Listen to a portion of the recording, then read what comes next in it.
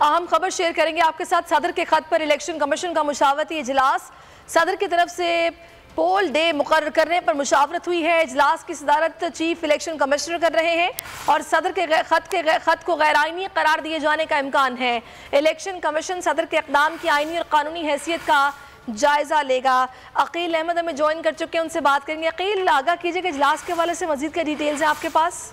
जी देखें, बिल्कुल election commission का इजलास अब से कुछ देर कबल खत्म हो चुका है और इजलास में जो है वो सदर ममलिकत की जानिब से जो पंजाब और खैबर पख्तूनख्वा में इंतखाबात की गुज़िश्ता रोज़ तारीख दी गई थी उसकी आइनी और कानूनी अमूर का जायजा लिया गया और इलेक्शन कमीशन हुकाम की जानिब से ज़राए का ये बताना है कि इस पर तहफ़्फ़ुज़ात का इजहार किया गया है, लेकिन इलेक्शन कमीशन अभी तक इस हवाले से ज़राए का ये बताना है कि इलेक्शन कमीशन ने इस पर कोई जो है वो फौरी तौर पर कोई इस पर फैसला नहीं किया, हतमी फैसला नहीं किया और इलेक्शन कमीशन ने इस मामले पर जो है वो मज़ीद मुशावरत का फैसला किया है। ज़राए का ये भी बताना है कि इलेक्शन कमीशन का इस हवाले से।